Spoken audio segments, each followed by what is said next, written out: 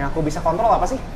Coba kamu ngelakuin aja hal kecil yang bisa bikin kamu itu bisa ngasilin satu buku. Jangan kejar passion. Aku bukan lagi perokok. Jadi jawaban pertama dan jawaban kedua itu menggambarkan identitas seseorang. Padahal Arif masih ngerokok gitu. Selamat datang, ini adalah pertemuan komunitas sekelas. Yang perdana, perkenalkan aku Bilal. Dan ini pasti udah kenal semua. Ko Agus. Dan kenapa kita berdua di sini? Karena kita baru mulai sekelas itu 4 bulan yang lalu kalau nggak salah. 4 bulan yang lalu, dan itu adalah satu bentuk komunitas yang mewakili aku dan Ko Agus. Kenapa mewakili? Karena latar belakang aku seorang yang malas. Tapi ada rasa di dalam diri itu untuk mau belajar terus gitu. Selama ini aku mikir orang malas itu nggak ada kesempatan yang sama kayak orang-orang yang pintar, yang rajin. Tapi ternyata orang malas itu bisa jadi siapapun kalau mereka itu at least 1% menjadi versi terbaik mereka gitu. Dan ya, makanya aku ketemu Ko Agus, dan kenapa nggak kita mulai satu platform, satu komunitas yang bisa mewakili anak-anak malas lainnya. Sorry for saying, mungkin di sini ada yang merasa nggak senang kalau dikatain malas, tapi aku rasa setiap dari kita tuh punya timing untuk bisa berkembang, mau dia orang malas, mau dia orang rajin. So yeah, that's why we start sekelas, dan alhamdulillah per hari ini dalam waktu 4 bulan guys, sudah 150.000 follower. Dan ini benar-benar dari nol loh, dari nol, kalau ada yang ngikutin dari sini dari nol. Dan ya, that's why aku mau bikin sekelasnya versi offline ya, ini pertama kali gitu. So ya, thank you for coming guys. Harapannya besar lah kita terhadap komunitas ini. Kita harapin kita nggak sifatnya itu serta-merta cuma mikirnya cuan, tapi harapannya kita juga bisa berbentuk tanda kutip sosialisasi kita, aksi sosial kita untuk bikin komunitas membaca. Karena Bilal juga sendiri penulis, dan dia juga mempunyai aspirasi yang sama sama aku, gimana cara kita meningkatkan minat baca buku di Indonesia gitu. Karena kalau kita ngomongin cocok logi, di mana Indonesia itu kan secara GDP rendah. Dan itu dikategorikan juga gara-gara kita punya literasi rendah gitu.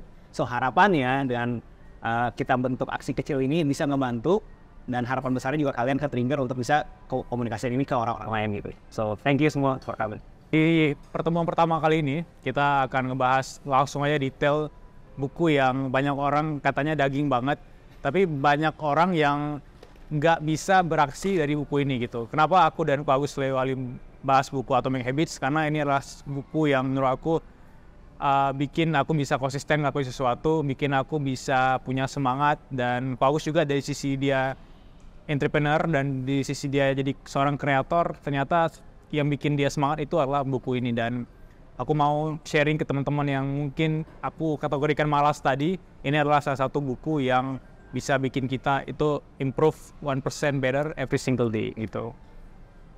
Mungkin ada tambahan dari Ko Agus?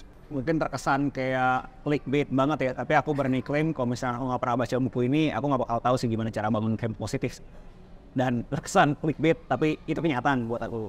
Ya, karena nggak ada penulisnya juga di sini. Kita mau muji yang muji siapa gitu. Jadi Atomic Habits ini adalah buku yang membahas tentang kebiasaan ya. Mungkin ada yang masih kuliah atau yang masih kerja, itu kita biasanya ngabisin waktu sama hal-hal yang di luar kita punya pengembangan diri gitu. Misalnya kamu kerja, itu kadang kerja itu kan sesuatu yang bisa jadi nggak relate sama kamu punya kepribadian gitu.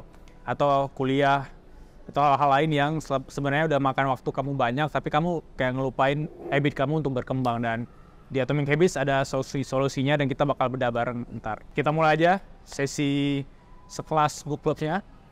Dan dari yang paling sederhana deh, ini kan judulnya Atomic Habits ya. Menurut Ko Agus, kenapa namanya Atomic? Apa ini ada bahas fisika atau segala macam?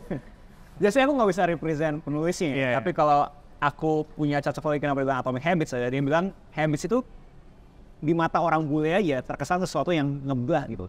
Emang habits bisa apa sih gitu?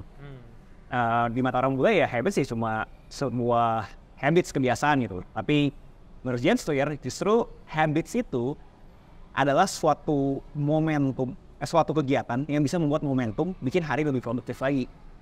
Soal itu kenapa, gimana cara kita bisa mencari habits yang atomik buat diri kita sendiri. So itu impresinya aku gitu. Kalau kamu impresi terhadap kenapa atomik apa? Awalnya aku baca Atomic Habits justru aku mikir ini nih kayak satu molekul kebiasaan gitu. Ternyata ya hampir benar. Ternyata setiap hal-hal kecil yang mungkin habits yang kalian selama ini bangun, baca buku kayak Sinike tadi, baca buku at least 2 lembar per hari, kalau dikalkulasikan dalam 365 hari, itu udah berapa buku? Udah 2 atau 3 buku. Dan kalau diulangi setiap tahun, itu kita udah nguasain 3 buku di kepala kita. Dan itu orang yang nggak sadar, orang punya goals langsung besar gitu. Aku 2024 membaca 24 buku gitu. Tapi kalau kita change ke atomic system tadi, aku 2024 mau baca buku, tapi dalam 1 hari aku mau baca 15 menit buku, mau berapa halaman. Jadi dari shifting mindset-nya, dari 24 buku yang besar tadi, mulai aja dari 1 lembar, 2 lembar, 10 menit, 15 menit. Dan itu yang aku tangkap bahwa, oh itu ya namanya atomic. Jadi partikel-partikel kecil atau kebiasaan kecil, kayak soal atomik tadi, kalau dikumpulin itu jadi sesuatu yang besar. Apa mau jadi barang, benda, dalam konteksnya habit kita, jadi sesuatu perubahan besar yang tanpa kalian sadari gitu. Ini kan baru mulai 2024 ya. Banyak dari kita punya goals yang besar, resolusi yang besar mungkin di tahun ini gitu. Dan menurut Ko Agus ya, ini aku pernah di tahap ini juga. Banyak dari kita tuh mulai punya resolusi ya di awal tahun gitu. Let's say 10 hari per 365 hari. Tapi banyak dari kita yang tiba-tiba habit yang kita bangun, resolusi yang kita bangun itu justru kayak gagal di hari ke-200 ke 365. Kira-kira apa yang salah sih? Iya, kalau di Atomic Habits, yang buat aku langsung insightful adalah semua orang punya goal. Terkesan generik kan, ya emang semua orang punya goal sih. Generik banget kayak emang semua orang punya goal gitu kan. Tapi nggak semua orang punya sistem. Itu gue lihat tuh kayak, maksudnya sistem apa ya gitu ya. Terus dia coba elaborasi bahwa sistem itu adalah sesuatu rangkaian aktivitas yang menghasilkan sesuatu. Produktivitas kita menyampai mana itu. Dan itu nge-trigger aku gitu.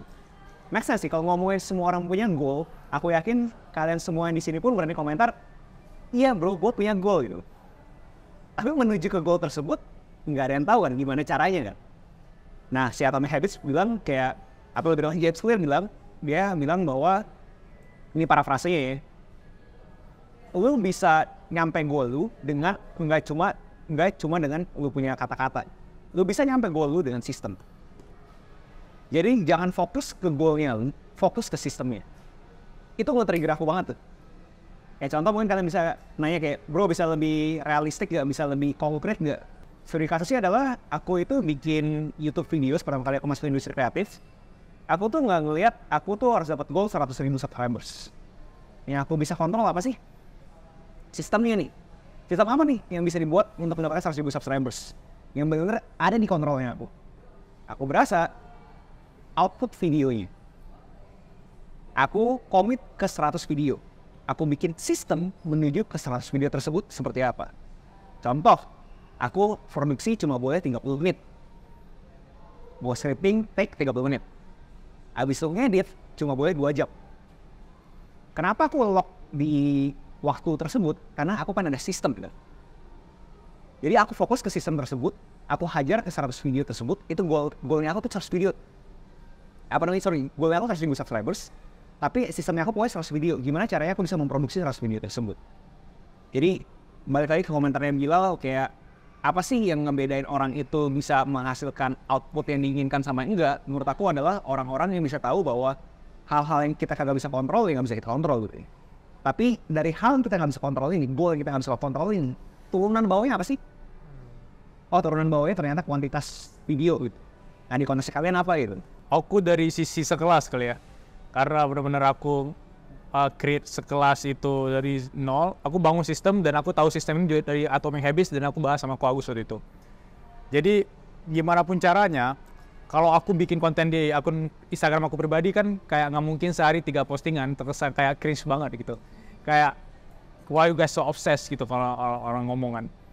Jadi aku bikin di sekelas itu 3 postingan minimal dalam sehari. Dalam waktu 3 bulan. Kayak Ko Agus bilang tadi, aku nggak bisa kontrol seberapa banyak followers, seberapa banyak likes. Tapi ini sistem aku bangun mau secapek apapun aku kerja, tapi aku udah janji sama sistem aku untuk posting 3 postingan di Instagram sekelas gitu. Dan di postingan ke, kalau nggak salah postingan ke 90 ya, ada satu postingan yang meledak dan dapat likes itu hingga 500 ribuan waktu itu. Dan di situ kayak followers tuh datang. Dan ini karena sistem aku bangun. Karena kalau sama ini yang nggak ada sistem itu, aku bisa aja 3 postingan selama seminggu, nggak ada hasil, nggak ada feedbacknya, aku menyerah gitu. Dan itu aku terapin sistemnya di sekelas dan meledak. Ketika dapat 50 ribu di follower di sekelas, aku ngerasa wah, ternyata sistem yang aku bangun tuh nggak salah, dan sistem di Atomic Habits terapin itu ternyata tepat, dan itu bisa dicoba sama siapapun dan dalam konteks apapun, mau konten, mau olahraga, mau bangun bisnis segala macam, ternyata kita bisa bangun sistem. Dan kalau konsisten tadi ketemu sama sistem bagus, itu ngasilin sesuatu. Yang menarik di buku ini adalah aku lihat yang 1%. Gimana? 1% setiap harinya itu bisa menjadikan suatu eksponensial. Aku yakin kalian di sini kalau ngomongin 1% juga, 1% bisa apa sih bro gitu. Kita nggak usah ngomongin sesuatu yang abstrak kayak habit lah. Kita ngomongin kayak duit lah. 1%, mungkin gue punya 1 juta, 1% gue dapat 1.000. Ini 1.000 bisa apa sih gitu kan. Tapi kalau 1.000 itu setiap hari beneran dapat 1.000 terus, dan itu compounding itu bahasa Indonesia apa ya? Ngumpulin. Lipat ganda, itu bisa 37 kali. Karena aku berasa 1% itu bisa apa gitu. Ternyata kalau 1% itu terus-terusan, konsisten, itu yang bikin eksponensial gitu. Yang definisi tadi si bilang ngomong meledak. Itu menurut aku insightful banget, karena aku pas lagi pala 2 gitu, aku berasa usaha sama hasil kan harusnya linear ya. Menurut aku ya, aku gak tahu buat kalian ya, aku sih sebagai anak muda yang dulu keluar dari kuliah merasa kayak oke, gue pokoknya jam kerja gue tinggi aja, gue yakin hasil gue bakal ngikutin gitu. Tapi ada waktu di mana hasilnya itu bakal rendah. Aku gak tahu buat kalian lah, buat aku ya tisu ya. Gak karena nih usaha udah sekeras apapun, tapi kok hasilnya gitu-gitu terus ya gitu ya. Tapi ternyata emang mau kagak mau emang kayak gitu ya. Sampai akhirnya ada satu hasil yang akhirnya bikin eksponensial. Dan itu menurut aku insightful banget sih buat aku, pas tahu bahwa ternyata kebiasaan-kebiasaan kecil ini 1% itu bisa membuahkan di timeline X, tapi bukan sekarang. Dalam konteks tadi ada di buku Atomic Habits, mungkin yang udah baca, udah pernah ketemu sama yang namanya The Valley of Disappointment gitu. Apa itu The Valley of Disappointment dari sisi James Clear-nya? Jadi bayangin orang itu kalau mikirin hasil, tujuan, dia mikirnya progresnya gini, linear, kayak Kau bilang tadi, linear. Tapi kalau dalam konteks si James Clear tadi gambarkan, itu kalau kita memperbaiki diri, kita mau berkembang, progresnya itu ternyata nggak gini, tapi gini, dan banyak orang menyerah di sini, disappointment tadi. Sekelas kalau posting 3 postingan dalam waktu 2 minggu, masih di sini-sini aja nih, nggak ada yang likes. Kalau dia nggak ada sistem, dia ya udah menyerah, sekelas tutup. Tapi karena progresnya kita sadari tadi ada sistem, dan semua orang bakal ngerasain gini, the value disappointment, langsung gini gitu. Jadi nggak gini pelan kayak progres tadi. Bisa jadi kamu udah olahraga dalam waktu 3 bulan, kamu nggak ngerasain, nggak spek nggak apa, tapi dalam waktu 5 bulan perubahannya drastis banget di sini. Dan itu terjadi dalam berbagai konteks, dan di bukunya Atomic Habits itu benar-benar studi kasusnya bagus banget gitu. Jadi di value disappointment banyak bikin orang menyerah di tengah jalan gitu. Dan menurut Kak Agus, yang paling menarik dari contoh yang bisa digambarkan dalam konteks Atomic Habits apa? Kalau aku ingat sih, ada orang yang mau berhenti merokok tapi susah gitu. Oke. Jadi di Atomic Habits, dia mikir, kita kalau misalnya mau berubah, kita harus mikirin yang kita mau berubah, habitsnya seperti apa. Ini menarik menurut aku. Jadi dia, bahasa Inggris itu identity based outcome. Hasil yang kalian inginkan apa? Contoh paling gampang lah ya, kalian pengen jadi miliarder. Aku yakin asumsi kalian pasti mau lah ya, siapa nggak mau menjadi miliarder ya. Tapi kalian mikirin gitu, miliarder tersebut, identitas sama habitsnya, itu bentuknya seperti apa sih? Apakah miliarder bakal cuma nongkrong di sini nyantai gitu kan, kayak nggak ngapain, nggak mungkin kan? Apakah miliarder yang cuma 8 jam kerja? Contoh doang. Apakah miliarder kagak stres? Pertanyaan, kalau aku pribadi sih, sendiri berasa semakin duitnya banyak, semakin banyak stres sih. Aku ketemu kalian lah ya. Nah jadi hal seperti itu menurut aku kalian harus konteksnya nih. Kalian kalau misalkan mau jadi sesuatu, contoh tadi sih bilang ngomongin ngerokok, kalian harus bayangin nih kebiasaan-kebiasaannya seperti apa, dan abis itu ekosistemnya seperti apa gitu. Dan kalian harus bentuk simulasi, oke kalau misalnya gue mau jadi X, kira-kira ekosistemnya seperti apa dan kebiasaan-kebiasaannya seperti apa. Itu kalau nggak salah nama identitas ya, kalau udah pernah baca ya.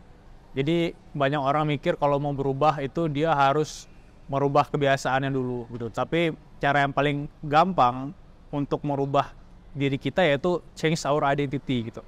Kita harus mengubah identitas kita. Kalau ada orang yang nawarin rokok, let's say aku menawarin rokok ke siapa tadi? Arif gitu. Si Arif udah ngerokok misalnya nih 5 tahun. Tapi dia 2024 goalsnya itu nggak ngerokok lagi. Ketika aku nawarin rokok ke Arif, dia punya jawaban yang pertama, Arif ngerokok nggak? Dia bilang, aku nggak mau ngerokok atau aku mau berhenti merokok. Jawaban kedua Arif, aku bukan lagi perokok. Jadi jawaban pertama dan jawaban kedua itu menggambarkan identitas seseorang. Padahal Arif masih ngerokok gitu. Tapi kalau dia jawab, aku bukan perokok lagi, he change the identity, dan itu bakal bikin dia ke-trigger untuk benar-benar berhenti merokok. Makanya yang aku ingat di sini, yang aku praktekkan selama ini, untuk aku konsisten lari pagi, seminggu 5 kali misalnya, itu aku change identitas aku. Aku bukan lagi seorang yang suka lari, tapi aku adalah pelari gitu. Jadi kalau kamu mau jadi seorang penulis, mau konsisten nulis, bukan bilang aku suka nulis atau aku harus nulis setiap hari, tapi aku adalah penulis. Dengan kita change our identity di mindset kita, itu kita punya tanggung jawab untuk ngelakuin sesuatu yang benar-benar harus kita lakuin gitu. Mau jadi penyanyi misalnya, kamu harus konsisten nyanyi, bukan gitu, tapi aku adalah seorang penyanyi. Jadi change identitas tadi, aku bukan lagi perokok, dan lambat laun kita juga benar-benar berhenti merokok gitu.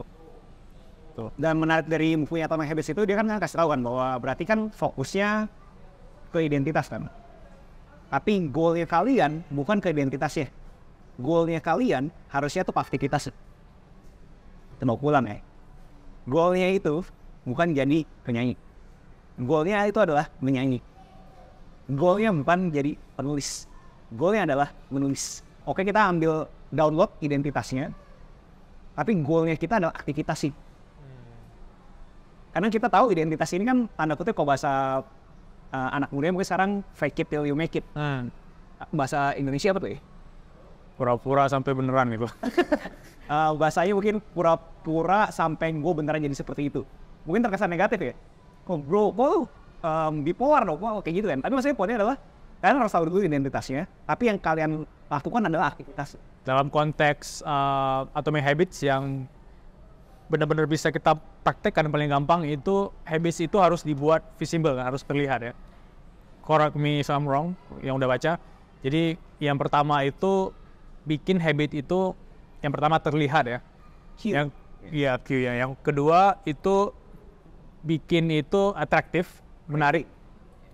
Kemudian bikin itu mudah untuk dilakuin, Response. Sama yang terakhir bikin itu jadi memuaskan. Jadi ya reward. Jadi 4 poin tadi itu kalian terapkan di sesuatu yang ingin kalian lakuin gitu. Misalnya kalau aku pribadi itu selama ini suka lari, aku selalu tempatkan sepatu lari sama baju lari itu aku place itu sebelum aku tidur gitu. Jadi ketika bangun tidur, misalnya setelah aku sholat atau bersih-bersih, itu aku lihat sepatu lari, aku ada tanggung jawab untuk lari. Jadi bikin itu terlihat, jangan sampai kalian mau berubah misalnya mau baca buku, tapi buku itu nggak terlihat gitu. Karena kalau sesuatu itu terlihat, justru kita punya tanggung jawab untuk ngelakuinnya. Kalau di konteks buku ini, salah satu kampus yang mengubah vending machine itu dari soda ke air mineral kan.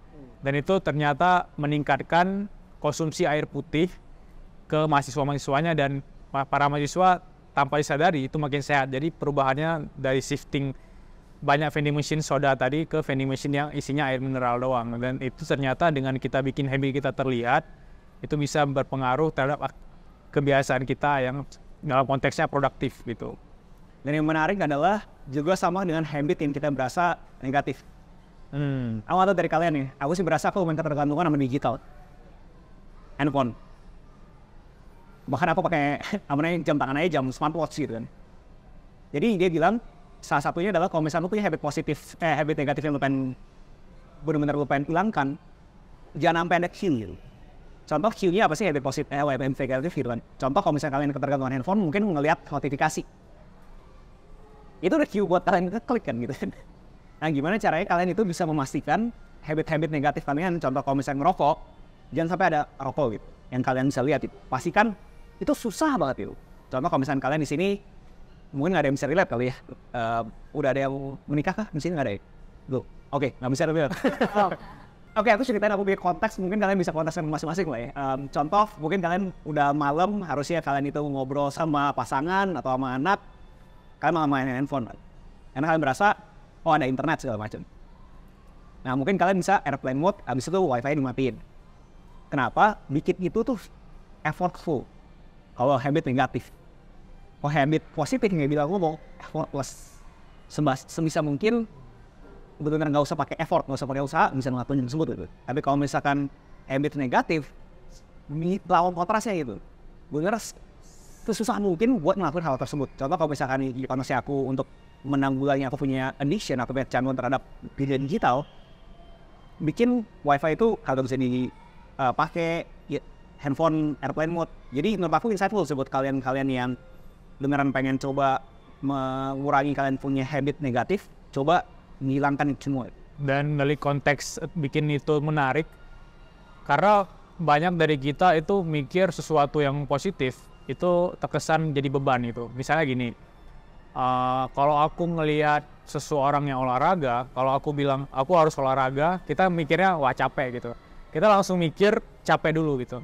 Coba shifting mindset kita ke sesuatu yang kalau kita olahraga, kita sehat gitu.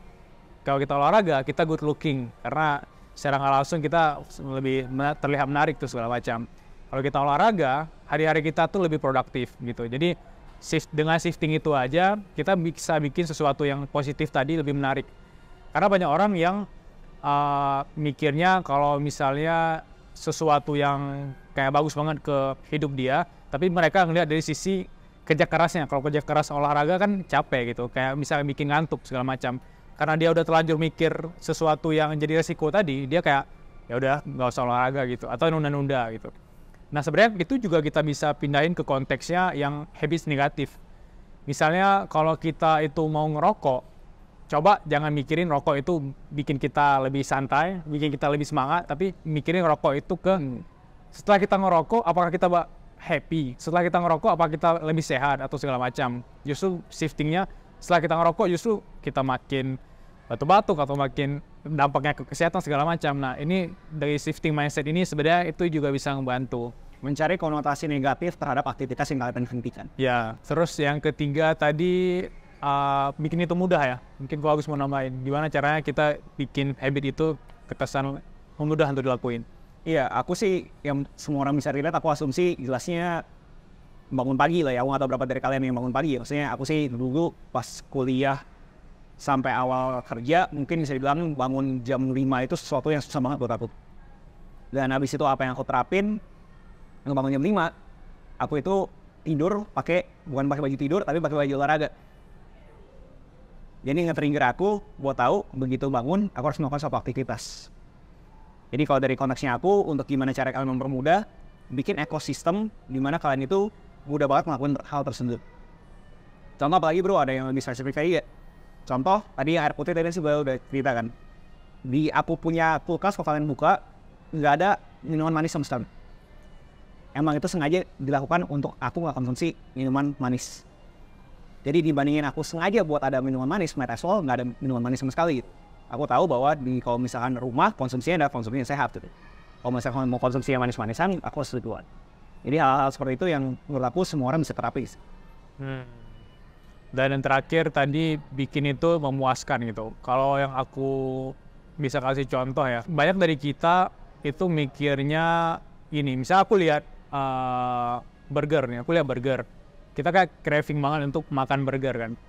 Apakah ketika kita udah craving banget makan burger, pengen banget makan burger, setelah kita makan burger, dopaminnya sama nggak kayak kita benar-benar mau makan tadi gitu?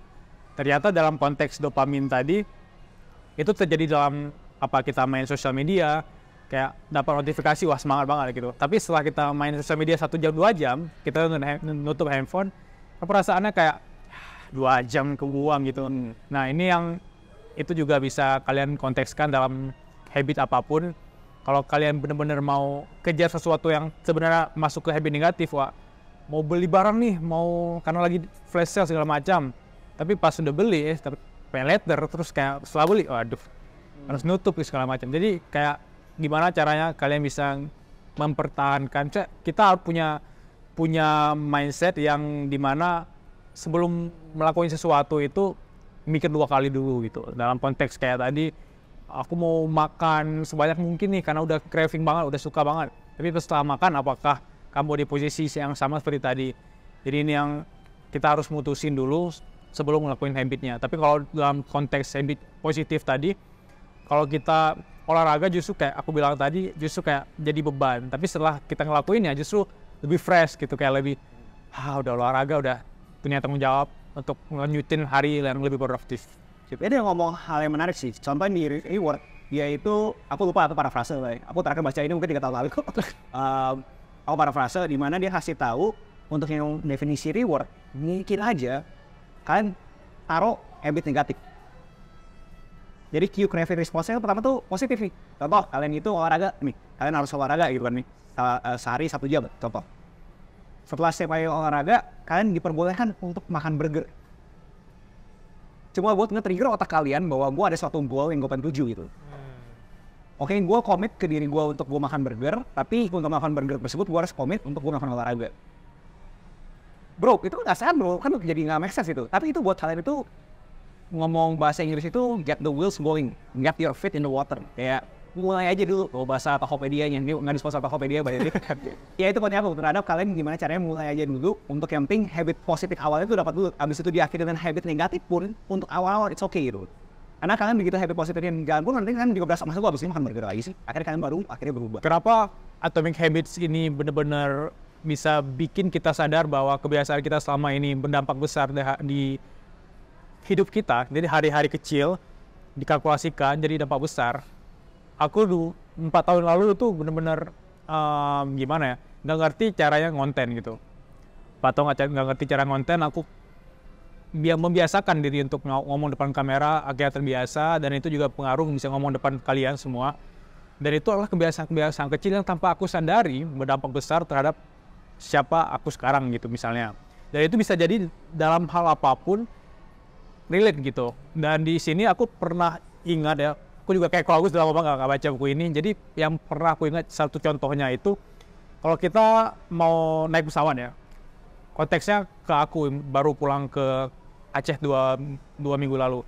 Jadi kalau kita misalnya naik pesawat, bayangin pesawat kita dari Jakarta ke Aceh misalnya, dia agak miring nih 3 meter. Ketika dia terbang, lurus sampai titik, ternyata nggak sampai Aceh, ternyata nyampenya ke Padang atau Jambi gitu. Dan itu juga konteksnya habit. Kalau kita terus kayak kita nggak mempertahankan habit positif, kita mempertahankan habit negatif, kalau kita lanjutin terus, dia bisa jadi nggak ke goals yang kalian tuju tadi. Dia bakal mendarat, bakal landing di kota yang berbeda, bakal landing ke sesuatu yang berbeda, seseorang yang nggak kalian inginkan, seorang pribadi yang kalian sebenarnya nggak suka jadi dia gitu. Itu karena kita mempertahankan habit tadi. Dan setelah aku baca yang di titik itu, oh iya, selama ini aku juga mempertahankan habit negatif dan aku combine sama habit positif. Ternyata kalau diiringi, habit positif ini justru lebih kehambat gitu. Dan gimana kita bisa mempertahankan habit positif tadi, yaitu dengan meminimalisir dulu nih, nggak harus ngilangin langsung. Misalnya ada teman-teman di sini yang kayak malas bangun pagi gitu, tapi kalian punya kemauan untuk mau olahraga, kan karena udah malas bangun pagi tapi mau olahraga, kebentur dong, nggak bisa olahraga karena udah jam kantor gitu. Jadi gimana caranya combine habit positif ketemu sama habit positif, itu bakal membantu kita menuju ke lokasi yang kita tuju tadi gitu. Ini nggak ada di bukunya Atomic Habits, tapi menurut aku salah satu trik yang kalian bisa lakuin adalah kalian itu bikin likes buatan. Layaknya di sosial media, kalau lihat likes kan kalian jadi pengen awan, itu siapa sih yang likes gitu kan. Nah itu kontesnya juga kalian bisa konteskan kalian gitu. Kalian begitu bangun, ada nggak satu kegiatan yang kalian berasa itu bisa jadi life buatannya kalian. Di konteksnya aku mungkin beresin tempat tidur. Mungkin terkesan, bro apa hubungannya beresin tempat tidur sama bikin suatu produktif gitu. Poinnya adalah itu di otak aku itu ada life buatan tuh.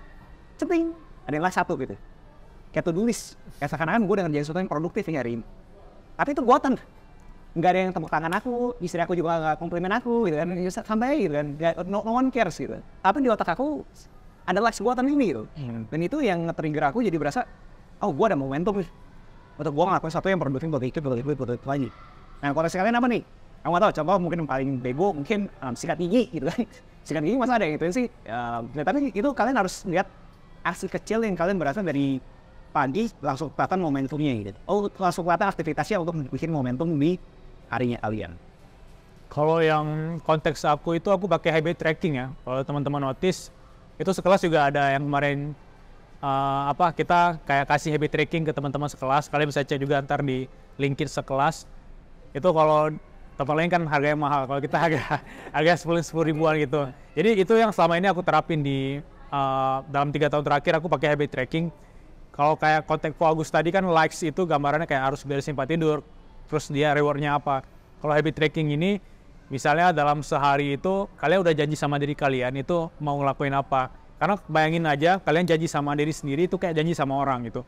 Janji sama investor misalnya, mau ketemu sama investor, kira-kira mau bahas apa, mau pitching apa. Tapi kalau nggak ketemu, bisa jadi hari kalian tuh kayak bisa jadi bad atau sesuatu bisnis yang mau kalian bangun juga gagal. Nah di hari kita ini, habit tracking ini ngebantu kita untuk benar-benar udah ngelakuin ini Misalnya aku olahraga pagi, conteng kan. Udah nulis jurnal, conteng. Udah ngelakuin apa, conteng.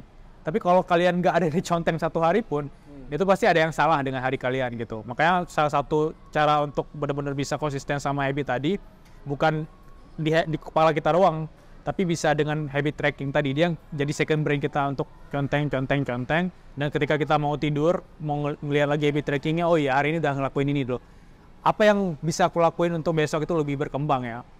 Karena banyak orang masih compare diri dia sama orang kan. Tapi kalau kita mau lebih baik menurut aku ya, compare diri kita dengan versi kemarin. Kalau kalian mungkin kemarin cuma 5 yang diconteng, kenapa besok, apa yang menghambat kalian untuk besok bisa conteng 6 gitu.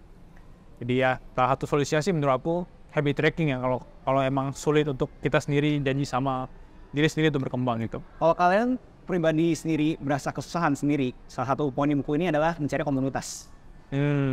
Yes. Poin besarnya ini adalah lu kalau misalnya terasosiasikan dengan orang-orang yang sama aspirasi kayak lu, bakal jadi satu kesatuan gitu. Contoh kayak sekolah sih. Aku asumsi berarti kayak kalian kurang lebih sama kayak aku mau bilang gitu. Orang malas yang mau berkembang kan. Dapatlah komunitas ini. Nah, jadi buat kalian yang di sini pengen bangun habit positif dan berasa, aduh bro, gue tuh udah ngelakuin apa yang lu ngomong masih belum dapat gitu. Salah satunya adalah dia punya argumen adalah coba lu spend hari lu dengan orang-orang yang sama kayak lu. Dan support each other, bahasa Inggrisnya apa tuh? Dukung satu sama lain. Support satu sama lain. Dan bayangin kalian ini semua pengen baca gitu kan. Baca dong, lu udah baca bab berapa, lu udah baca berapa. Itu kan bikin suatu tekanan sehat buat, oh ini dia udah baca, gue juga baca nih. Nah, itu menurut aku butuh kalian coba hack juga. Dimana kalau misalnya kalian merasa per hari ini kayak, bro gue udah ngelakuin apa yang gue ngomong, tapi masih belum dapet nih. Kayak gue masih belum dapet. Menurut aku itu bagus banget sih yang bisa kalian lakukan, cari komunitas. Karena lingkungan itu sangat berpengaruh tanpa kalian sadari ya. Misalnya kalian ngerasa bahwa kalian tuh udah produktif banget gitu. Udah yang paling di jalannya benar nih. Tapi kalau kalian berada di lingkungan yang sebenarnya nggak support, kalian berada, sorry for saying, kayak ada lingkungan yang toksik segala macam, itu tanpa disadari itu bisa menghambat kalian berkembang tadi. Dan ini juga mengapa kayak Agus bilang tadi, cari orang-orang atau komunitas yang benar-benar support di jalan kalian gitu. Karena kalau kalian berada di komunitas ini, apa yang kalian lakuin itu lebih gampang, lebih ke-push gitu. Jadi privilege-nya di sana gitu. Jadi ya makanya aku bilang kenapa Atomic Habits ini relate banget sama orang-orang yang merasa masih malas tapi punya kemampuan untuk berkembang. Itu dia kayak mendorong kita untuk punya strategi gimana cara ngelawan rasa malas, gimana cara merubah hidup kita dalam konteks tiny banget, dalam konteks atomik tadi gitu. So that's why kalian ada di sini ya, sekelas ya. Dan buat kalian nggak berasa, bro, dari tadi contohnya abstrak banget, ada gak sih suatu aksi kecil yang bener kita bisa lakuin itu? Menurut aku bener aksi kecil yang kalian bisa lakuin sekarang ini, yang bener semua yang kalian di sini, karena aku rasa kalian punya handphone, ada stopwatch. Jadi di sini ada yang namanya 2 minute rules, peraturan 2 menit. Dimana dia argue, dia punya pendapat adalah, lu kalau misalkan berasa susah banget, udah tuh stopwatch-nya 2 menit. Karena dia berasa, si James Clear berasa semua orang pasti punya 2 menit. Kalau misalnya lu gak punya 2 menit, ada yang aneh lah menurut gue. Fakta dimana kalian bisa spend di sosial media sekian banyak, berarti kalian punya 2 menit. Nah jadi, habit apa yang berasa susah banget, buka stopwatch-nya kalian, klik, sampai. Mungkin kalian di sini ada skeptis, bro 2 menit bisa apa sih? Poinnya bukan 2 menit bisa apa, poinnya adalah mulai aja dulu gitu. Pokoknya kalian bisa ngelakuin aktivitas atau habit yang positif itu, ya akhirnya ngebuat kalian itu bisa ke-trigger, akhirnya, oh gue bisa terusan. Ini buat kalian yang benar-benar kayak merasa, aduh bro gue pengen baca buku tapi gue gak ada waktu bro. 2 menit ini waktu dong. Ya. Siapa sih gak punya 2 menit gitu loh. 1 paragraf boleh dong gitu loh. Tapi itu kan akhirnya kalian jadi kebiasaan ya, akhirnya oke 1 paragraf, 2 paragraf, 3 paragraf, 1 chapter, 2 chapter, akhirnya 1 menit. So itu poin besar yang menurut aku kalian bisa ambil, kayak buat ini book club nggak terlalu abstrak, konkret, apa sih 2 minute rules menurut aku. Aku rasa buku ini benar-benar buku yang bisa diaplikasikan ya. Kenapa? Karena aku saja baca udah 3 tahun lalu. Aku baca mungkin 2 tahun yang lalu juga. Tapi masih ingat poin-poin di sini. Kenapa masih ingat?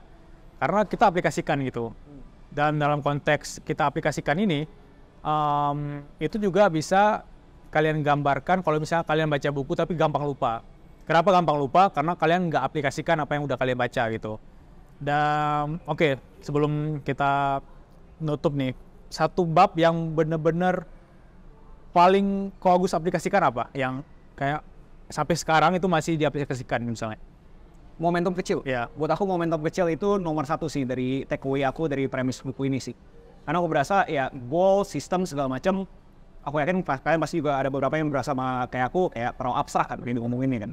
Apa kalau momentum kecil itu bener-bener udah di tangannya kalian loh.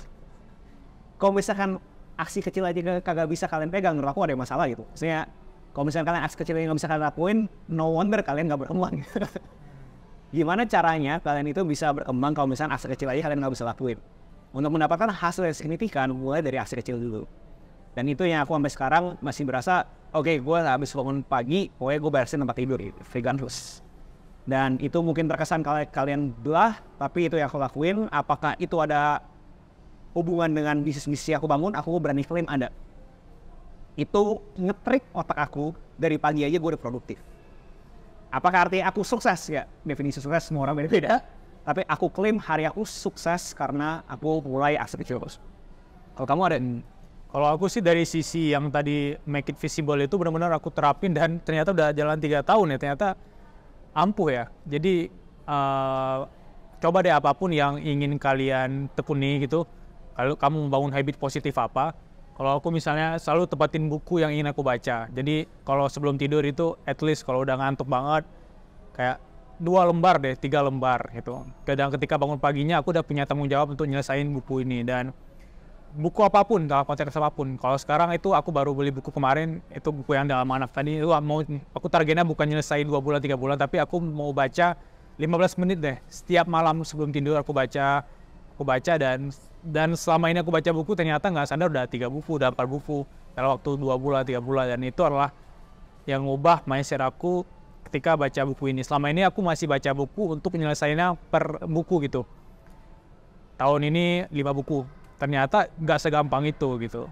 Dan cara yang paling ampuh, kalian juga bisa menerapkan di konteks apapun. Mau olahraga, mau apapun itu. Kalau olahraga tadi ada sepatu lari, baju lari.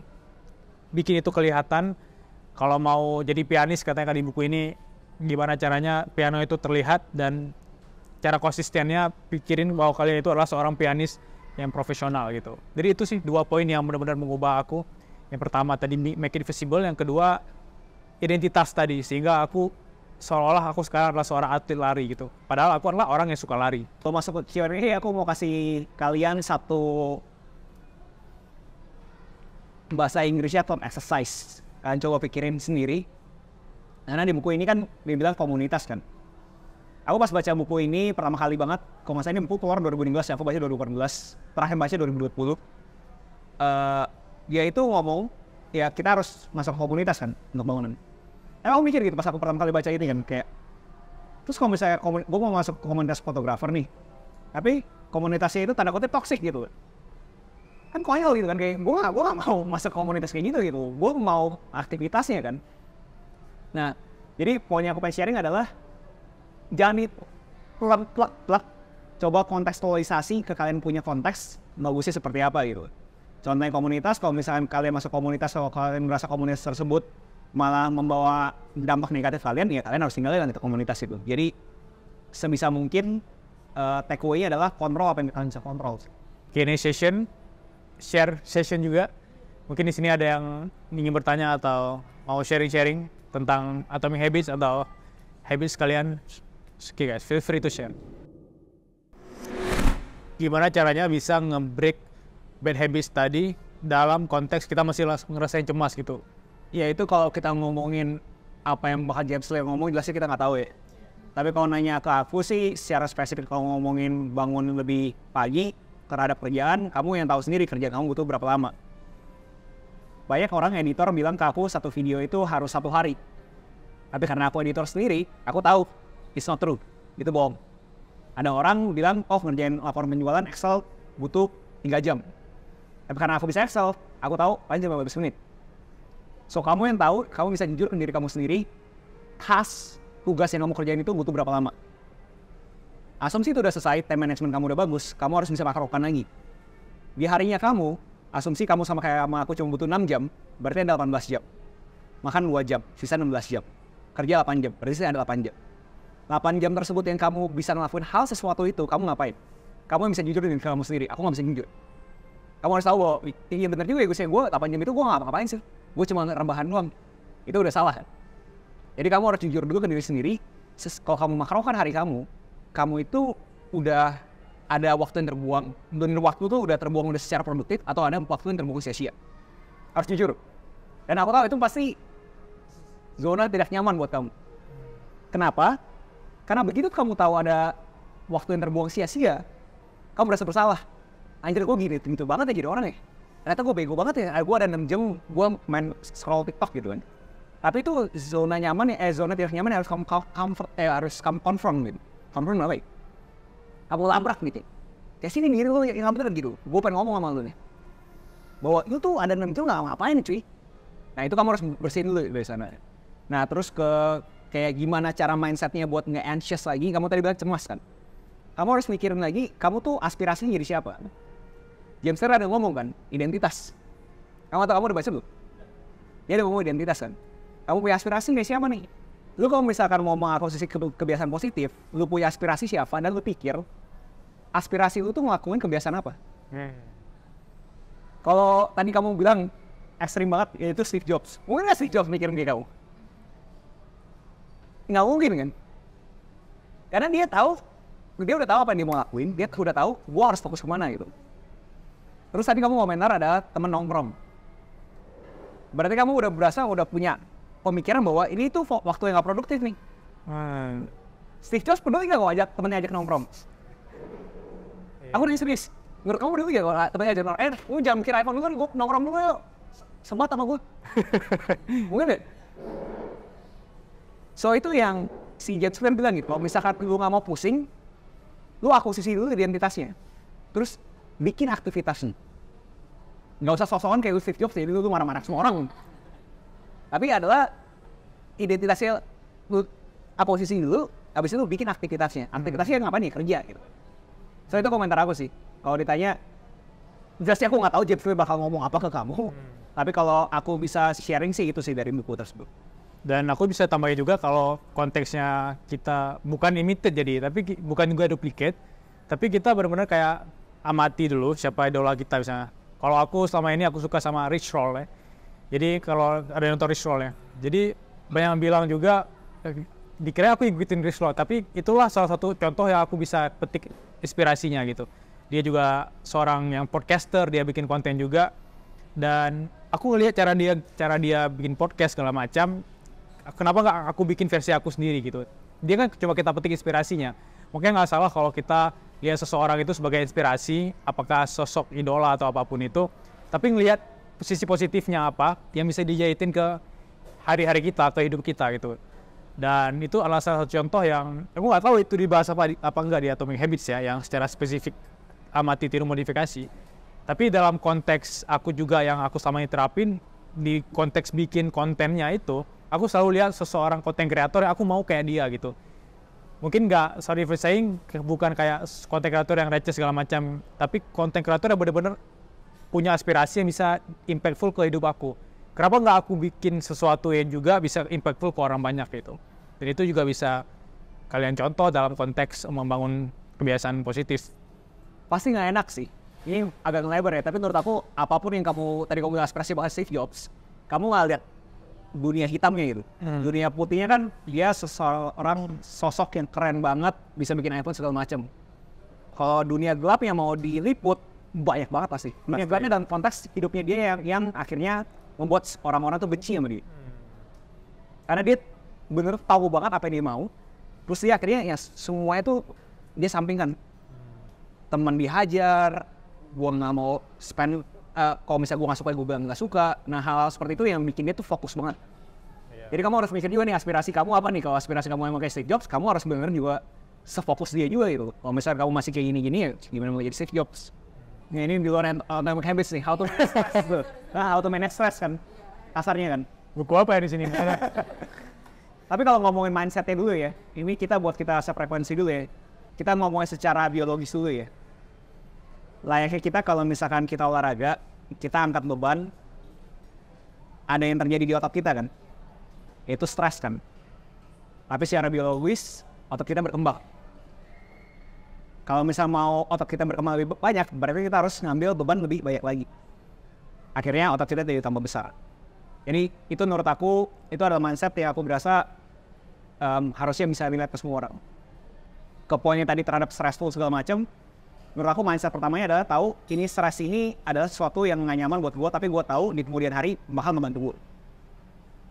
Itu harus diakuisisi dulu tuh, mindsetnya dulu.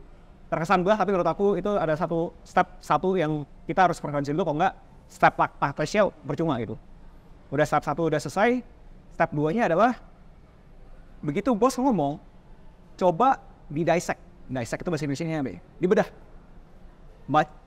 Aku tahu, mungkin bila juga tahu, bos kan banyak bacot ya. Tapi dari bacot-bacotan dia ada intinya. Nah coba, ini di buku Kahneman, buku Daniel Kahneman, Thinking Fast and Slow ngomong ini. Dimana Thinking Fast itu ada 2 tambah 2 berapa? 2 tambah 2 berapa? 24 kali 78? 24 kali 78? Itu Thinking Fast and Slow. Thinking Fast adalah 2 tambah 2 langsung ketahuan kan? 24 kali 78, kakak tahu dong hasilnya berapa kan? Tapi butuh waktu kan? Nah itu juga pas bos bacot. Bos bacot jangan terima mentah-mentah nih. Dissect dulu, oke lu bacot, oke terima. Terus coba kamu pikirin intinya apa sih yang lu pengen gitu. Nah intinya itu yang habis itu coba dituangkan. Tapi habis itu gimana caranya bisa optimal? Ini jelasnya kalau misalnya optimal subjektif. Tapi harus ada timeline kan. Jadi kalau misalnya dalam konteks kerjaan, itu semua kan terjadi karena orang nyari apa sih? Menurut aku orang nyari duit. Itu objektifnya kan. Jadi kita tahu bahwa kita ada sekian banyak timeline untuk menghasilkan duit yang diinginkan oleh perusahaan untuk mensejahterakan perusahaan yang harapannya mensejahterakan karyawan juga kan. So itu udah suatu ekosistem yang kamu masuk. Kalau misalnya kamu mau kerja sesuai dengan kamu punya pace, ya kerjalah freelance. Tapi kalau kerja freelance ya kamu tahu ada yang nggak stabilnya. Karena kan ya pace-nya mau kamu kan. Nah jadi itu sih menurut aku sih. Kamu ada komentar? Kalau dari konteks stres tadi aku pernah ngerasain juga kalau waktu ngantor ya. Misalnya kalau kerja, itu misalnya kita punya tanggung jawab untuk ngerjainnya 1 jam gitu. Tiba-tiba ada bos atau ada klien yang kamu harus gini. Kita kan harus ngejain kan di bawah 1 jam kalau bisa. Menurut aku itu hal yang wajar ya. Beda konteks sama stres yang jangka panjang. Kalau stres jangka panjang kan stres yang bisa bikin rambut botak ya. Stres yang beneran nggak bisa ditolerir. Tapi kalau stres yang 1 jam atau 2 jam tadi itu responnya kan manusia ini tergantung kita berespon ya. Kayak how do we react to apa yang terjadi sama kita. Kalau yang nggak bisa kita kontrol kayak tadi, menurut aku fine-fine aja kalau emang stres 1 jam gitu. Kecuali memang stresnya itu yang bisa bikin 3-4 hari. Kalau stresnya 1 jam tadi, ya jam kedua kan nggak stres lagi gitu. Menurut aku itu hal yang wajar. Tapi gimana kamu ngeresponnya? Ada orang yang mungkin yang kayak kamu itu, dia ngeresponnya lebih santai. Ada orang yang ngeresponnya itu dengan banyak ngeluh. Ada. Jadi kayak misalnya dia ketemu satu kasus yang sama, dia ngeluh nih, wah, teman-temannya pada nggak mau dengerin kan. Ada juga orang yang ketika dia mengharapkan satu kasus yang sama, dia kayak lebih nyantai, karena dia tahu kalau dia keburu-buru, kalau dia stres juga outputnya ya nggak optimal, dari outputnya lebih nggak bagus gitu. Jadi banyak orang yang mungkin merasa lebih dewasa karena dia udah kebanyakan kasus yang sama gitu. Ini kan konteks book club ya. Aku rekomendasi banget ini sih, The Subtle Art of Giving an F. Iya. Baca. Menurut aku salah satu highlight yang kamu butuh coba kontekskan ke diri kamu adalah mencari experience positif ada sesuatu yang negatif, mencari negatif experience ada sesuatu yang positif. Aku ulang. Mencari positif experience ada sesuatu yang negatif, mencari negatif experience ada sesuatu yang positif.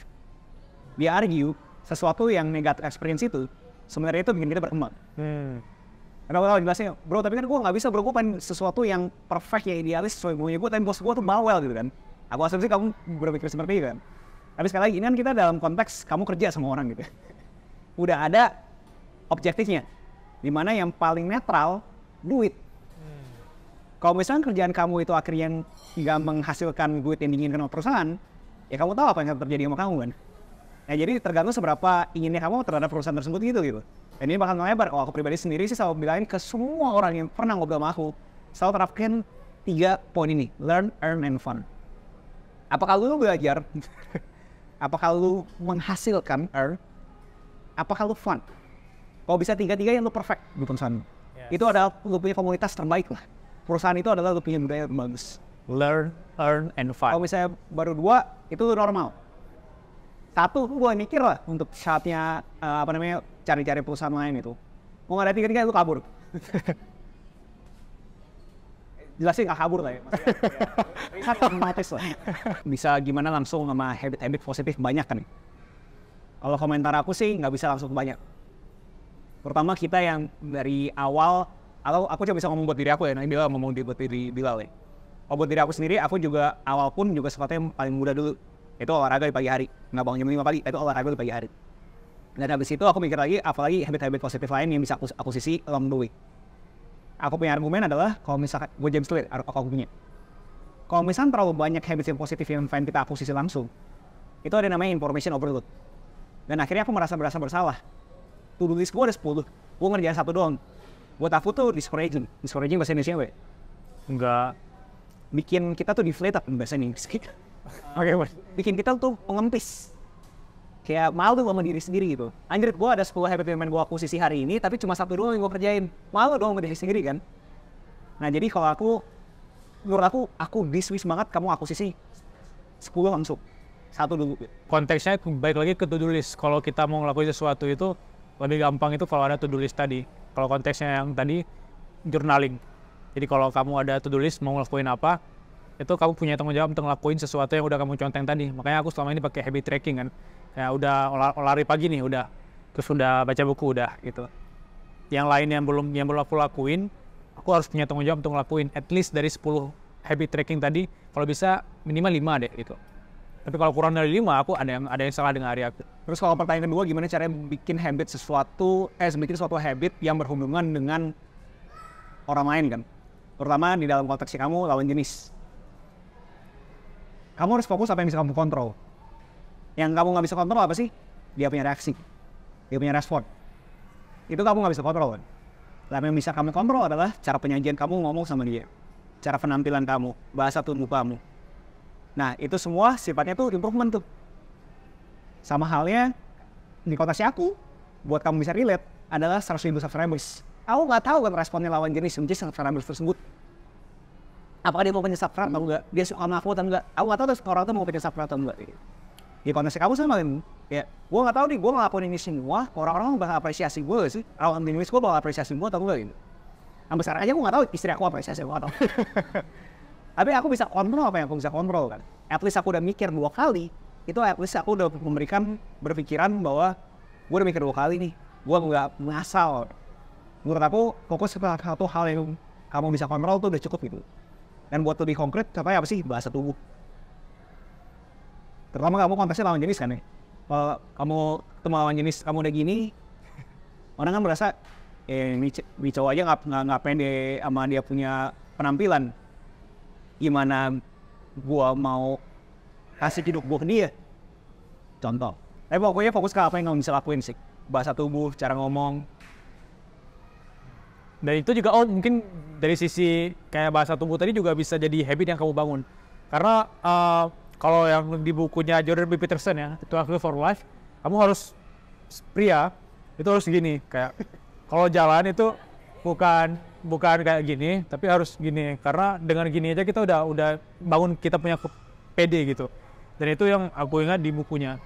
Karena kalau dalam konteksnya lobster ya di laut itu, lobster itu siapa yang paling menarik di mata wanita itu adalah lobster pria yang benar-benar gagah.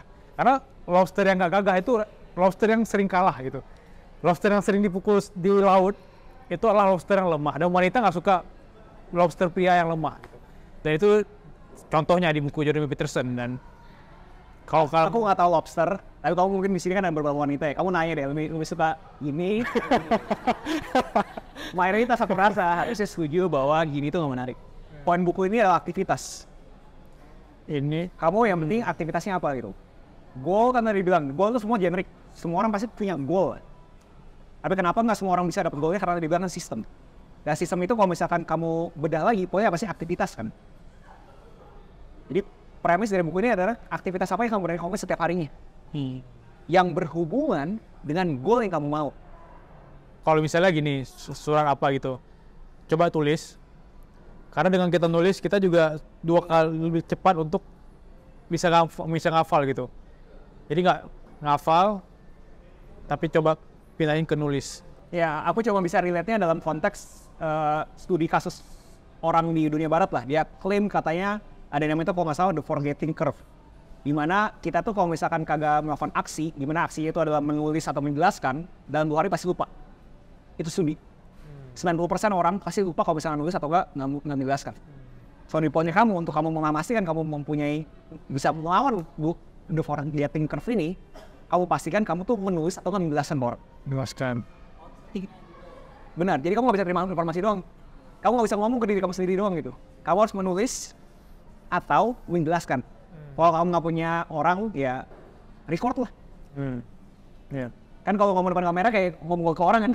Kalau menurut Bilal ya, dari sisi Bilal itu kayak tadi the value disappointment tadi, itu terjadi di semua orang itu. Aku pernah lihat satu postingan, tapi nggak tahu postingan ada save atau enggak. Tapi dia menggambarin orang pikir konsisten tuh kan gini kan. Tapi sebenarnya konsisten tuh bisa gini. Kayak yang detak jantung itu, kayak bisa gini. Tapi tujuannya gini, tapi kita sadari. Kita ngerasainnya gini kan. Tapi sebenarnya yang di grafik tadi itu sebenarnya gini. Apa kita sadari karena ada naik turunnya kayak saham mungkin ya. Dan ini juga aku rasain selama ini. Tapi karena ada sistem tadi itu membantu kita semakin konsisten. Misalnya dalam hari ini udah 5 habit tracking tadi kayak aku kasih contoh. Besok 3, besok 2, besok 5 lagi. Menurut aku fine-fine aja asal masih ada sistem tadi. Itu sih dari konteksnya aku. Konsisten itu gak terlihat kayak produktif banget setiap hari. Ada momen kita capek, ada momen kayak kita pengen makan burger, ada momen kayak kita malas olahraga, istirahat, terus besok balik lagi ke rutin. Kalau dari buku ini yang aku bisa quote mungkin don't break the chain. Don't break the chain. Poin besarnya dia adalah, ini kan rantai nih. Gimana sebisa mungkin kalau misalnya kamu udah ada satu komit, contoh 2 hari sekali, ngapain apa gitu. 2 hari sekali terus. Dan kalau misalkan mau break pun, sekali nggak apa-apa, tapi jangan 2 kali. Karena begitu 2 kali, itu bakal jadi habit berikutnya tuh. Contoh, aku itu yang aku bilang tadi bikin YouTube 2 hari sekali kan. Begitu aku break the chain, udah bablas. Contoh, aku nulis seminggu sekali gitu. Begitu aku break the chain, udah bablas. Nah jadi kalau di konteksnya Atomic Habits yang kamu bisa akuisisi, menurut aku itu gitu, quotes ya. Don't break the chain. Konsisten itu adalah kamu udah komit diri kamu tuh ngapain, dan dengan time frame yang kamu nyaman, atau bahkan yang nggak nyaman, miss hari nggak apa-apa. Jangan sampai miss 2 kali berturut-turut. Don't break the chain. Karena kayak tadi aku jelasin, ada orang yang udah nulis resolusi dan dia mau konsisten itu cuma di datanya ada aku posting di sekelas beberapa hari lalu aku bilang bahwa banyak orang yang resolusinya patah itu di hari ke-19 katanya. Di hari ke-20 dia bisa nerusin sampai hari ke-365 itu kayak nggak ngelanjutin lagi. Gitu. Makanya apapun ceritanya, mau di hari ke-19 atau hari ke-20 kamu belum menemukan titik feedback yang bagus, kamu masih di value disappointment tadi, coba kamu ngelanjutin aja, atau kayak kasih 1 hari untuk istirahat kayak Kowis bilang tadi, tapi ngelanjutin. Siapa tahu di hari ke-100 atau hari ke-150, momen kamu eksponensial tadi. Gitu. Dan aku bisa ngomong itu karena aku udah terapin di sekelas. Menurut aku kamu harus tentukan dulu kan, paling ini mungkin kamu dengar semua orang kayak gini juga jawabannya, kayak tentukan dulu tujuan kamu apa. Misalnya kamu 16 tahun, di 17 tahun kamu mau nulis buku misalnya, nggak ada menutup kemungkinan kan. Coba kamu ngelakuin aja hal kecil yang bisa bikin kamu itu bisa ngasilin 1 buku. Nah Emir pulang ini kayak kasih kesempatan untuk Emir itu 10 menit nulis aja apa yang ada di kepala Emir gitu. Nulis aja, misalnya hari ini aku ke book club, jumpa Ko Agus sama Kamila, jumpa teman-teman baru. Coba itu diterapin setiap hari, atau coba dalam sebulan dulu, 10 menit atau 5 menit nulis. Dalam waktu sebulan kemudian, Emir lihat ternyata isi pikiran Emir dalam waktu sebulan terakhir itu bisa jadi 100 paragraf yang kalau bisa ditulis itu bisa mungkin 50 halaman atau 25 halaman. Itu kan sesuatu yang Emir bisa menghasilkan suatu karya kan. Dikerucutin lagi bisa jadi itu bisa jadi satu konten kalau mau diupload jadi konten video gitu. Jadi itu menurut aku life advice yang dimana kalau ada goals kita punya sistem tadi, commit 10 menit sehari itu nulis. Ketika sebulan kemudian kamu datang dengan hasil yang kamu nggak nyangka gitu, kamu udah ngelakuin sesuatu gitu. Dan tulis sampai jalan hariannya gitu. Ini dalam konteks kamu mau ngelakuin apa. Kalau aku karena aku suka nulis, jadi Emir aku saranin mungkin biar lebih fresh otaknya tuh nulis kayak diary, jurnal biasa. Ya, jadi Emir juga lebih fresh dan lebih kalau mikirnya itu punya clarity yang lebih jelas gitu. Punya clear, kamu mikirnya itu lebih clear gitu. Kalau udah nulis. Sebulan, hari ini tanggal berapa? Hari ini tanggal 6. Tanggal 6 bulan 2, kalau Emir baca apa yang Emir nulis mulai hari ini, itu kayak, oh iya aku punya improvement. Karena banyak penulis itu awalnya juga nggak bisa nulis gitu. Jadi bikin goal yang jelas di Emirnya, nggak harus 1 tahun tapi mulai aja sebulan, yang realistis aja dulu yang Emir bisa gapai gitu, tapi perlahan-perlahan 1% setiap hari lebih bagus gitu aja. Mir dari aku mungkin bagus. Kalau aku punya life advice ya, tadi kan udah ngomongin Atomic Habits, jadi aku mulai dikit. Karena bahas aku, kalau misalnya aku bayangin aku ketemu sama aku yang umur 16, aku bakal bilang ke dia, jangan kejar passion, kejar kontribusi. Karena aku baru tahu nggak semua orang mempunyai keberuntungan untuk bisa kerja dengan passion ini. Dan aku juga baru tahu ternyata passion itu bisa cuma jadi hobi doang, nggak usah jadi kerjaan. Jadi menurut aku kejar kontribusi kamu berasa kamu bisa kontribusi mana, kejar problem, terkesan aneh, tapi coba mungkin kamu nanti 10 tahun kemudian baru bisa ngobrol ke aku bahwa ya kok gue make sense aku.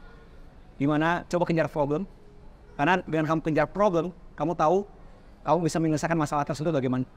Kamu jadi problem solver.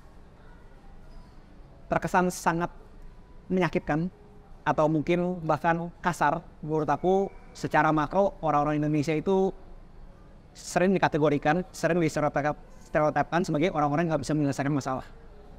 Terutama untuk orang-orang di dunia barat. Oh, lo kerja lama banget sih?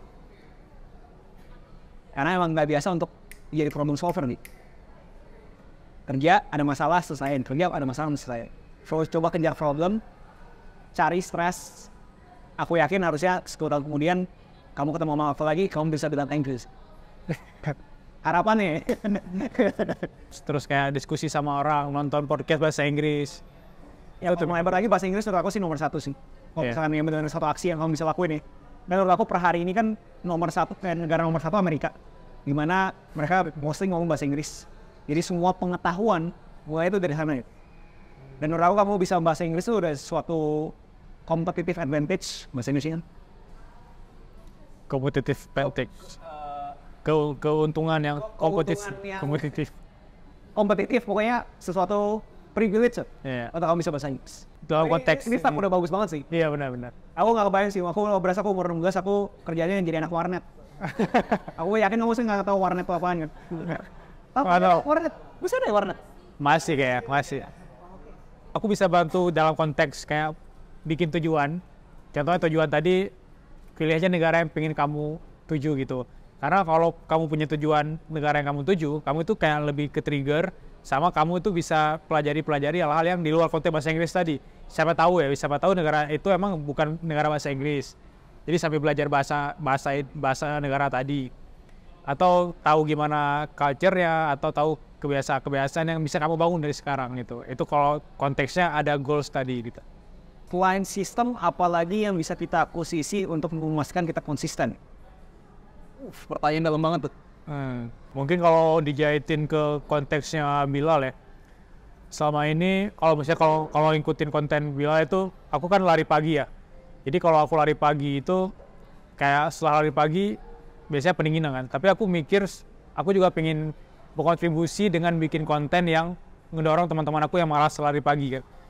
Jadi aku mikir gimana caranya setelah olahraga itu aku bisa sharing ke teman-teman yang malas lari pagi, yang mereka punya masalah dengan bangun pagi, atau mereka tuh pengen banget bisa capai body goals mereka, suatu segala macam.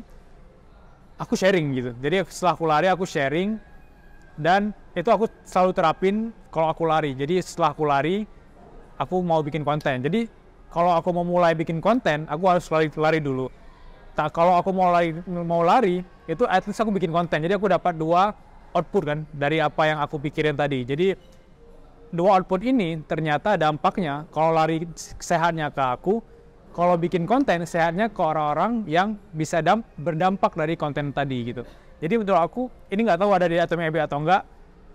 Menurut aku meaning tadi ya. Jadi meaningnya ke aku sendiri, maknanya ke orang lain, makna ke aku sendiri. Jadi kalau kita ngelakuin sesuatu itu punya makna dan kita tahu impact positifnya ke orang atau ke kita sendiri, itu bisa bikin kita lebih konsisten. Karena kalau aku nggak olahraga, aku nggak bikin konten untuk orang-orang yang tadi punya dampak dari aku, itu justru aku kayak bisa berhenti di tengah jalan itu. Karena aku punya tanggung jawab tadi, itu bikin aku konsisten. Jadi itu menurut aku sesuatu yang bisa kalian bangun gitu. Kalau dari aku agak ekstrim sih. Aku bilang visualisasi hal negatif. Se-ekstrim apa hal negatifnya terserah kalian. Tapi contoh, keluarga ada yang meninggal, kita mendadak pergi perang. Apa hubungannya bro sama terhadap konsisten gitu? Jadi kita kepikir kan seberapa privilege kita sekarang lagi ngobrol di suatu kafe di Jakarta Selatan ber-AC, dan kita bisa ngobrol ini semua gitu. Menurut aku itu udah keberuntungan tersendiri gitu. Dan fakta bahwa kita mau melakukan sesuatu terhadap ini ada di tangan kita. Dan visualisasi hal negatif itu menurut aku membantu bahwa lu udah disyukurin gitu, dikasih berkah. Lu mau berkah ini sia-siain, or you wanna do something about it, dan bahkan lebih eksponensial lagi, dan lu bisa membuka lapangan pekerjaan dan bikin orang-orang ada berkah lagi. Agak abstrak, tapi itu sih aku bisa sharing selain sistem, apalagi yang aku akuisisi untuk memastikan aku bisa konsisten. Di panasnya aku visualisasi hal negatif. Dan karena nggak ada yang nikah, kalau nanti ada pasangan, biasa pasangannya bawel sih. Jadi itu udah tekanan tersendiri itu. Nggak usah aku visualisasi udah datang sendiri itu. Dalam konteks visualisasi hal negatif tadi juga, ini aku mau nambahin, kalau misalnya ada orang yang mikir bahwa dia mau ngelakuin habit ini, misalnya aku mau olahraga, aku mau jaga pola makan, hal negatifnya apa kalau aku nggak ngelakuin olahraga dan jaga pola makan tadi? Karena banyak teman-teman aku yang maaf ya, kayak mereka lagi di rumah sakit, mereka bilang, Bil pengen sehat lagi nih gitu, dan aku tahu apa habit mereka ketika mereka lagi sehat gitu. Mereka kayak ya nggak sayang sama tubuh mereka sendiri, kayak saya makan terlalu ini terus ngerokok atau nggak begadang segala macam, dan itu mereka kumpulin dan mereka lagi di sana sekarang, dan mereka Karena orang sakit itu cuma punya satu kemauan, sehat kembali. Mereka nggak mau lain gitu. Cuma mereka mau sehat kembali. Kalau orang sehat kan maunya banyak gitu ya. Dan itu yang visualisasi hal negatif tadi gitu. Dan ya itu sih menurut aku yang bisa dijahitin sama kontes Ko Agus tadi. Bukan bikin kita cemas sama sesuatu yang akan terjadi ya, tapi dengan kita mikirin tersebut, kita bisa ngelakuin apa nih untuk meminimalisir kemungkinan kita di tahap kayak teman aku tadi.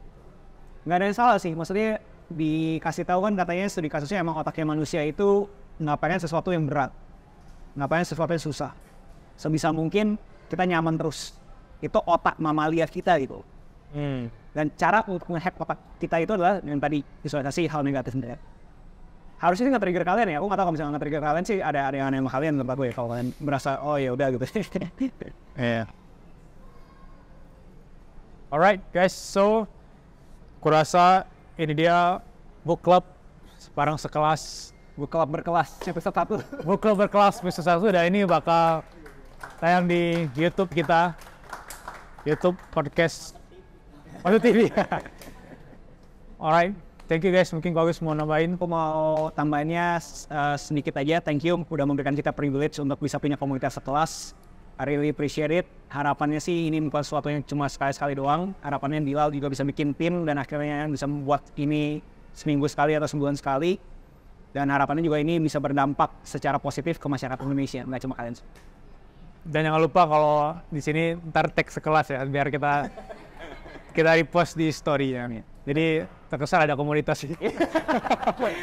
Ini ngomong sendiri semua pada ini nggak ada orang kan? Iya, karena banyak yang DM itu, Kak, online bikin sesi ini. Bukan nggak mau online, tapi karena online-nya udah ada podcastnya, udah ada Instagramnya segala macam. Aku pengen offline itu yang biar lebih ini loh, lebih dekat gitu. Tepuk tangan Bilal, ini inisiatifnya dia. Well, alright. Stay classy. Stay classy. Oke, bye-bye.